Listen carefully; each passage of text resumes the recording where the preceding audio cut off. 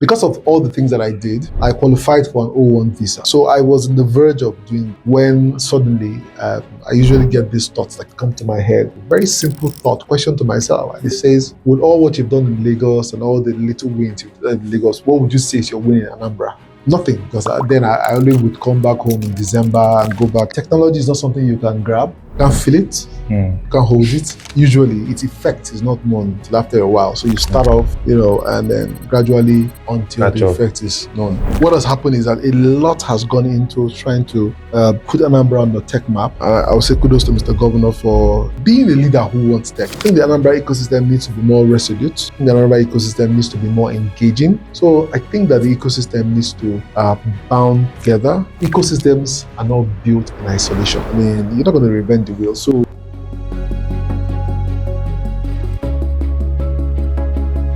hi guys, so welcome back to another episode of Bridging the Gap with Chukwuemeka right here from Oka, Anambra State. I have a special guest with me today. Bridging the Gap, we talk about the Anambra tech ecosystem, our stories, our wins, our challenges, and the opportunities that are abound for us here in a very thriving ecosystem with so much potential. And our guest today is at the heart of all of this conversation. Everything that we are doing, he's someone that we look up to, a mentor, always with us, and a patron too, you can put. And I would like him to introduce himself on this show. Thank you very much. Thanks, Ralph, for having me. It's a pleasure to be here. My name is Chukwuemeka Fred Agbata, popularly called CFA, and I serve the ecosystem. That's what I do. Yeah, yes, you're like a veteran. Okay, thank you very much. So I want us to start with, defining CFA, because everybody knows CFA from different kind of point of views. And if you know yourself in a certain way that some of us will know you, there's this mystery around, how you present, how you portray yourself and all. So I think based on that mystery, my question is now, who is CFA of CFA as well? Well, thanks. I don't think I have that mystery, like you said. I think I'm just a normal human like every other person. CFA, but with my fears, my struggles, my wins, my excitements, like every normal human being, right? So it's just about living every day like it's going to be your last, living your best life ever, making sure that you're living for something worthwhile. So I think that's really what I would say defines me and how I pursue life and pursue ambition. Like, I don't look at things from the prism of any other person. I try to just situate things within my own realities, because our realities are always going to be different. And sometimes, the grass looks green on the other side until you climb the fence and you now say, wow, I'd rather be where I am. So because I kind of understand those aspects of life, I think it's good. Makes it good for me. So that's why there's no mystery, at all. Small, there's still a tinge of mystery there. Well, so from the other aspect of who is CFA is now, like, from a career perspective, to kind of give that occupational sense of it. So those that can identify themselves within something around what you've done career-wise and just kind of have an idea, I think that's where the whole looking up to mentorship thing that we see with you also comes into play, because once it resonates, it's hard to look away. Well, I mean, can I really describe my career? Okay, what's my career path like? Well, I'll just say that my career path is one of a can-do spirit. I think that's even just the most important. You know what's funny? Yeah. So the other day I was talking to someone we were talking about you, and the person was like, let me Google that. And he now Googled you. First he saw journalist, and then he now said journalist. I said, I want to be my journalist. Okay, you get my point. So I think the internet has added to that mystery. Yeah. Someone was telling me now the internet has now added a new one, convener of GIFAs. Everything. It keeps adding. Okay. But I'll say it's just been a one of can-do spirit. Yeah. From my very early days, I made a decision that I will not beg to apply to anywhere. What I would rather do is that I would rather write my prospective employer and tell them the value I want to add. And that's been the journey. I don't think I've ever written, maybe if I've done it for fun, but like I've not gotten a job because I begged to apply. No. Yeah. I would simply say to the MD or the CEO, this is your challenge. I've done my research. This is your challenge. This is the gap, and I'm here to fill the gap. I'm the best guy for your job. I did that from NYSC, got into Globalcom. To even see how I do it, I did it in a very crazy way. I think for the case of Globalcom, for example, just fresh out of NYSC, I didn't know anybody in Globalcom, but it was just starting out then, and I wanted to work there. So I went to their head office, and I stood there repeatedly. I refused to leave there. I was there for like hours upon hours, and I told the gate man I want to work in Globalcom. The gate man started laughing at me. To cut the long story short, the gate man gave me what I wanted actually was somebody's email or phone number or address. I finally got the address of the chairman of Otumba Mike Adenuga, Globalcom. And I went home. I wrote him a very lovely letter. And I got the job. So it's been my story. That's how I've transformed, And so when you go online, you would see journalists. Okay, so how did the journalists come to be, right? I've always liked writing. I've always felt that one of the ways I express myself is to write. This was the days before AI. So you got to crack your brain. You got to think of the scene. You got to think of things. Wow. So I was writing. I started a blog. Yeah. So I started writing. This was after I had done Globalcom, I'd done training, I'd done oil and gas, I'd done a couple of businesses, right? It all didn't pan out. So I said, okay, you know what? Let me try something. So, because I'm very restless as well. So I always like to try new things. I started a blog, and that blog was the CFAgbata.com. It's still available there. So I was writing all sorts of stuff, right? Just writing about my own perspective of life. I then decided to, as part of the blog, start a tech blog. So I started a tech blog. I think then it was called TechSmart or so. TechSmart or Tech with CFA. I can't remember what the name was. But I started a very early tech blog. As I was doing my tech blog, I said, okay, you know what? Because then I'd already written a goal down. I said, as at this time, I was sub-technical. I was not very technical. Yeah. So I said to myself, I would be one of the most sought after tech personalities in Nigeria. That was a goal. But then to achieve the goal, I figured out, okay, so what's the way? Okay, so I sort of did a mind map because then I was big on mind mapping. So I did a mind map, and the mind map, I said, okay, there are 3 ways to get there. Social media, traditional media, and then speaking engagements. But then, because I wasn't technical, I then had to start being technical. So I then had to start learning how to be technical. So coding, all the things that you do, hardware, all the things that you need to do to, operate in the ecosystem properly. To cut the very long story short, I wrote to the chairman of, I started out with Punch. So after I had written, I started writing for Punch. I wrote to the chairman of Punch to give me a column. After back and forth, God rest his soul, he's late. But I remember that I sent this guy over 100 text messages over a 3-month period, asking for the same thing. I didn't ask him for any other thing but give me a column. Because that column, I want to write about tech. So he gave me a column. That column gave me the leverage and the platform to now talk nationally. So I was talking nationally. I wrote to one of my mentors, Mazi Samuel Habunwa, whose brother had a radio station in about 3 states. So I started a radio show in about 3 states. I started one in Lagos, Wazobia FM. So I had a show, Nigeria Info, which was owned by the Wazobia Group. Yeah. So I had one show there. I had a show in Delta. I had a show in Anambra back then. I had a show in Kaduna and Imo. Did you have to travel to all those places? No, so I was syndicating them. So I'll do the show. From Lagos, and then they moved. And then came Channels TV. So I also had a show. So while I was doing all of that, I then started out more. So that gave me the national platform. Now play more ecosystem roles. Yeah. So playing ecosystem role, Founder Institute, and talks about. I tried so many other products that failed. People don't talk about the failure part, but I think I've had my own share of failure, which helped build my confidence. So went on to raise a fund, closed out $1 million, started an AI company. First, for the AI company, started a couple of software companies. They failed. AI company, got my friends involved. Started an AI company today is flourishing. About to close a seed round of $1 million. And then ecosystem, Founder Institute, became an African director. Founder Institute also started a hub in Lagos, where I was also building and nurturing startup. Why Anambra now? Well, the governor. I thank the governor for the opportunity.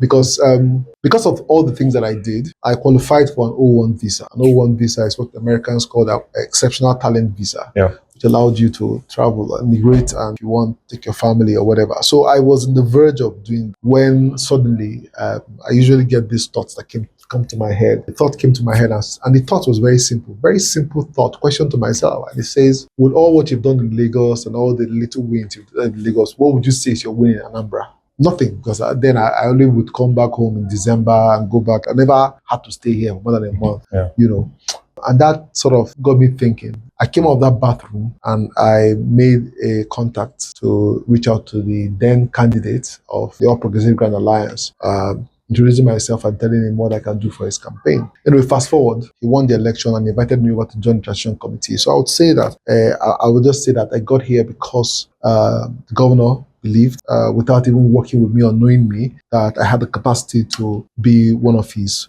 team players, working to actualize his vision for a livable and prosperous smart megacity. And when it was time for the appointment, he graciously appointed me to lead this role, which I've been doing for the past 3.5. So I know that, I follow what goes on in the Anambra State ICT agency, and there have been wins, especially in the first 2 years. There was so much national recognition for the department. Could you just it's just part of excellence. I would like us to just put up light there, and then just from other key things from the ICT agency, right? The government has done through the ICT agency or with the IGCT agency that maybe is not as known or as publicized as, and then people don't even see what value it is when we're talking about a livable and prosperous smart megacity, So I'll just like it a little bit. I would use the term, unfortunately, technology is not something you can grab, you can't feel it, you can't hold it. Intangible. Yeah, it's intangible. So usually its effect is not known till after a while. So you start off, and then gradually until the effect is known. What has happened is that a lot has gone into trying to put Anambra on the tech map. I would say kudos to Mr. Governor for being a leader who wants tech. Because at the end of the day, I think I remember one time we had an engagement in the US Embassy. So before I started talking, because we had the US Ambassador and all the other big tech, US tech companies in that Consul General and all the big tech companies in his residency. I said to them, the truth of the matter is that I'm here because the governor allowed it. Because the governors have their own priorities and prerogative, right? So a governor can say, you know what? I don't want to do tech. Oh, what are you going to do? And we'll focus on other things. So I like the fact that this governor has actually balanced things, doing infrastructure, doing rural, doing education, doing water, doing health, also doing tech. So that is very big kudos to him. And the fact that, he has also allowed the people he assembled to do the work, right? Which has really, really helped us. And from the national perspective, Anambra is one of the states that is reckoned. Of course, like you mentioned, we got awards. We've got a number of other awards that are quiet awards. We've got the one you mentioned, best in e-governance, best in human capital, overall best in all the states, and that's because of some of the key policies that we have put in place to help the ecosystem to grow. The growth of an ecosystem is a journey. It doesn't start and end overnight. It's just a journey. But it starts first with the right policies, with the right partnership, government's partnership with the private sector. Policies such as free right of way has helped for connectivity, broadband connectivity, fiber to the home is now a reality, fiber to the shop, fiber to the offices is now a reality in the state. Things around e-governance, right? Trying to make it easy for Indian Anambra to have access to their government. It's also helping the state. Things around cessation of the public service and civil service, trying to make the civil service more in tune to the modern realities. And things as simple like automating of the ESCO, the Anambra State Executive Council meeting processes, everything, from going from paper to digital, things around equipping. When we first came, we did a baseline study. We saw that the Anambra State Civil Service teachers, they had less than 300 systems. Today, Mr. Governor has invested in over 5,000 computers across board, not even counting the local government system, right? And then also talking about automation that happened with different platforms, the budgeting platform, the lands platform, many other industry, many other MDAs that have also been digitized, right? So these are things, and things like even just bringing the entire state infrastructure into a central system, right? Before now, you had all kinds of domain names, anambra.org, this is that, but right now, everything is now under Anambra State.gov.ng. What that simple thing does is that Ebonyi Anambra, you know that if you see anything elsewhere, if you see, let's say, AnambraJobs.org, just know it's not from the state government, because the state government would rather be jobs.anambrastate.gov.ng. What we are doing is that we are leading the way to build trust for the ecosystem, because one of the biggest challenges when it comes to web and internet is trust. That's why you see people say, I don't even have password, I don't have ATM because I don't want to be stupid. So there's a trust issue, which we're also building. So all of this is bringing together a livable and prosperous smart mega city, which is driven by technology, and that's what we've been doing. And these are things like on the foundation. One thing about, like you said, tech is not something that it's not tangible. Unfortunately, you can't see. Unfortunately, so it takes a while. So and when you're investing, whether I like it or not, and when you're investing, whether I like it or not, when you're investing, it doesn't feel cool, right? Yeah, it doesn't feel cool. So you see a Facebook product, you enjoy the product, but if you know the iteration, the thousands of billions of dollars have gone into it. I mean, look at the AI now.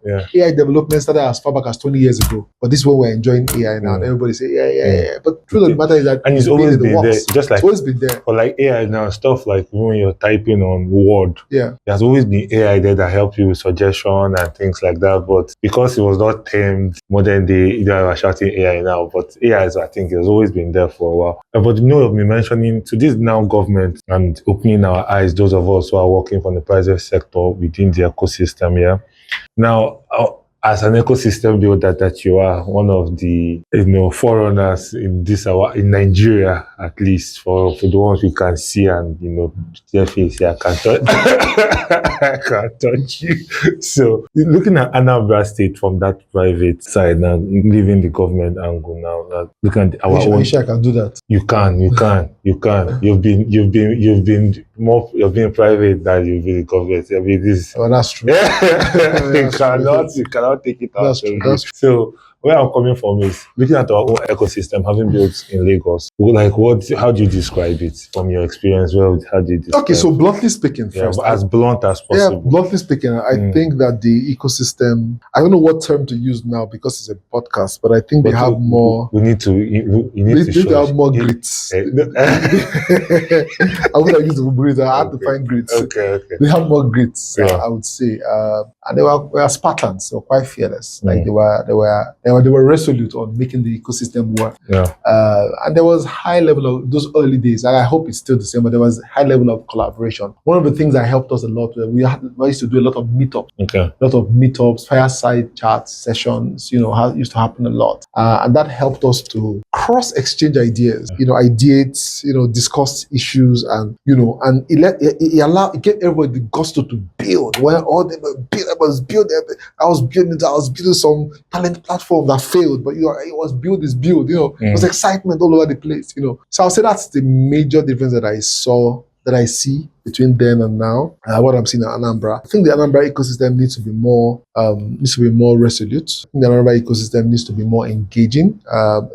Because if you guys and speak with one voice, right? So whether you're engaging government, you're engaging academia, engaging federal, state, whatever, you need to all speak with one voice. So you need to be unified. How you do that, I leave that to you all. But one of the things that I tried to do with a couple of people is as a hub owner in Lagos, I saw that I had a bit of advantage because I've been on national platform, so I was able to get things going, right? One or the other. So what I then now did was to come together with a group of hub owners to ideate the need for innovation support network, which is the umbrella association of all the hubs in Anambra. In Nigeria. And I remember that one of the funds that could have come to my hub, I made a decision working with the late director of Ford Foundation back then, Innocent Chukwuma, who may God rest his soul.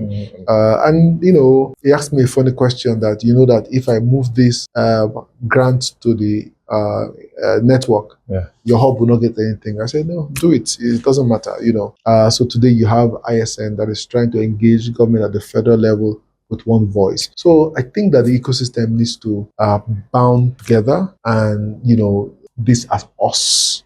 Because ecosystems are not built in isolation. You're not going to reinvent the wheel. You're not going to reinvent the wheel. So it's really just, and like we do in tech, rinse and repeat. So if a model is working, rinse, modify, repeat. Why go crack your head into something new, right? Which is why DeepSeek and a number of other AI companies or AI platforms, they take from the open source model or large language model of maybe OpenAI or any other person and build theirs and then make theirs open. So I think when you talk about DeepSeek, I just laugh because DeepSeek really showed us how much we could get from ChatGPT that they didn't want to give us. That's the point. We didn't know we could get that one. Okay, so I think I had questions, but I think when we're having this conversation, and most of it has been, in one question kind of engulfs other questions that are there. So I don't think we have as many again, but so I want us to come to GEFAS and just to talk about GEFAS basically, because GEFAS is, from my own perspective and being part of a little bit of campaign scene, a little bit, not so much. The GEFAS story itself is something that is more than, for me, the Nzobu.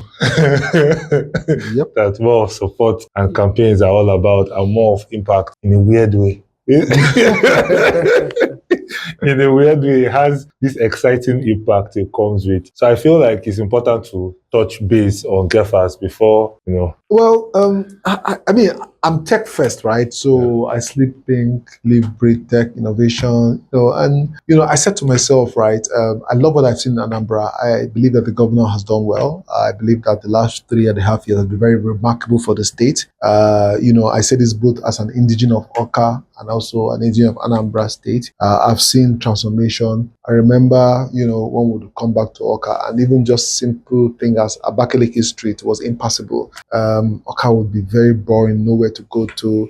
My kids visited one time and they were like bored as hell. They were so bored, like they lambasted me. They were so bored, what to do? Yeah, exactly what to do. And I didn't even have anywhere to take them to. So I take them to the village house, come back to and it was just it, man. They were like, "Is that why you brought us here? You can't buy pizza. Is that why you brought us here?" That's all. So today at least they have someone like a Fun City. I'm sure if they come back, they would love to attend the Fun City later this December if they come by the grace of God. My point is that I've seen these things happen, and I've also, from the tech perspective, I've seen that Anambra has advanced technology-wise, right?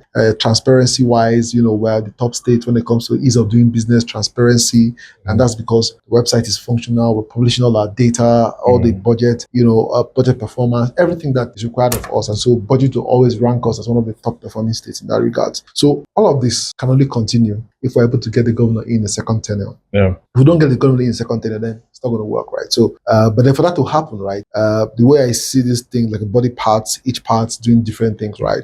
So I said, okay, so there are so many support groups who are doing amazing stuff, right? I mean, I don't even have, because I'm a NATAD. That means I came back from Lagos, right?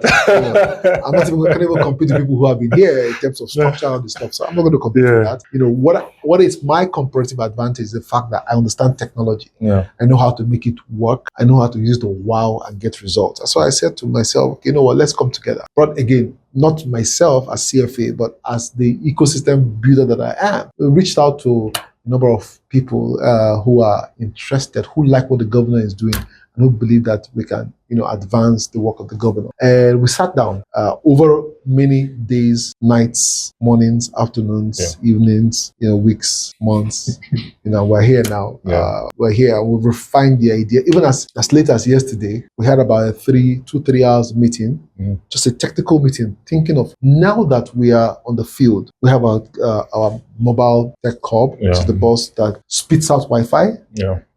We also have a functional call center. What more can we do? And that's what we would just ask ourselves. And guess what? Before we left that place, we had about 3 ideas that we're already implementing from this morning that would actually improve service experience, quality delivery of service, quality delivery on the fields when we're out there. So it's about just refining. Don't take, success is the beginning of failure most times. So when you become successful, you become complacent, right? So it's about you not seeing all the accolades. Accolades are good, right? It helps you, just reinforces that, okay, yeah, you do something good, but then leave that aside and just think about, how can this be better? So every day we're asking ourselves, how can we make sure that we use GIFAS as one of the vehicles, get Indian Number to know that this is a forward-thinking government. And I tell you, the kind of things that we've done in the campaign, it's not what you find with support group. Maybe the government itself, but not support groups. We are leading, and we've got calls from Lagos, everywhere, where you guys are Yeah, that's what we do. That's why we're givers. That's why we're ICT agency. That's why we're in the Anambra. Like,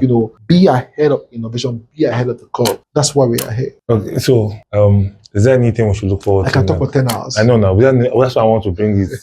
That's why I'm hitting straight on the head of the nail. Anything we should be looking forward to now in terms of activities from givers, something that what next is coming? Well, yes. So because it's been back to back. Yeah, I mean, we started with the call center, and then we released an album. We released an album, launched the mobile tech hub, the bus and the shuttle. That will go around Oka and all the other places. And it's been going for different different events, campaign grounds and things. Stuff like that, rallies. We've been seeing the numbers in terms of people connecting. Oh, it's increasing. It's increasing. In fact, what we've not seen, even the VIPs, that means the orgas are now interested. They're connected. You would think that what does an orga, like a boss, a CEO, maybe a political appointee, like what do you need free Wi-Fi for? But they're enjoying it because it's fast and it's reliable. I mean, it's just a way to say, hey, the governor appreciates you. This is our give back. Just enjoy it. And then it's the fiber optic that is around also. Yeah, so people's homes now.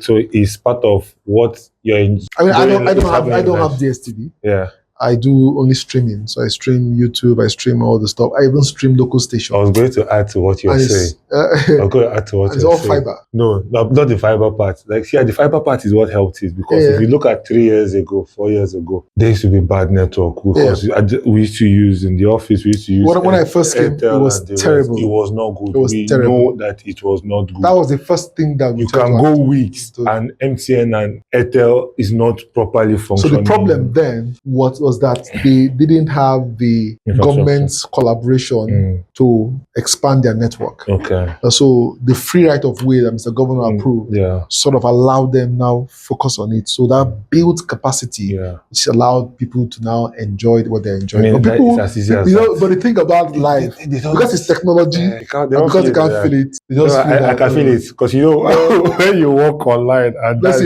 you're an outlier. I can feel it. People don't realize how much progress we have made. When I came back during transition committee, we couldn't do meetings online. It was difficult. Tough. I know. It was tough. I know. But today now, I know. It's the miracle that they should be looking at. If they can answer that question truthfully, then there's but people usually forget this. And that's why I say always go to recall it and remind that a couple of years ago, sometimes when we were driving on Abakaliki Street. Now I will stream a 1 hour movie on Netflix. Normal, what Netflix movie without it these days? Yeah. Anyway, but not that bad. But so I can see the work personally, and I want to thank you very much for the work that you do. Work that you did before coming into Anambra State. Thank you. I'm thanking you more for coming back to Anambra State, and I'm thanking you the most for doing what you do in Anambra State. In our ecosystem, always energizing, being part of what we're doing, showing up for us. And I normally want to ask about mentorship, but in the words that you have spoken already, I think anybody who's really listening can definitely hear why we need mentors, because it's one of the questions I usually would ask. Very important. I'll ask, what's the need for mentorship in the ecosystem? When Pastor Fred was on the show, I asked, how do you see us being mentees, and just that dynamic in order for us to really understand it. But I think just from the conversation with you today, it just flows. It's become automatic. So thank you very much. Thank you CFA for being here today, gracing us. And keep up the good work. Thank you, sir. Thank you very much. So thank you very much for watching. It's been great having CFA on Bridging the Gap. So this is like Bridging the Gap. We're trying to bridge the gap between the private sector and the government. And coming from someone who already has tasted what the private sector is, we don't know who is even better to be our representative in the government perspective when it comes to ICT, information technology, digital, creative, in that whole light when it comes to, because when we're looking at a journalist, someone who is a creative, who is a writer, occupying that spot is absolutely unique for various people with various skills within various ecosystems and networks. So we're super glad again to have you, and keep up watching. Like, follow, subscribe, share, and just do all the lovely stuff that make us keep producing this content for you. Take care.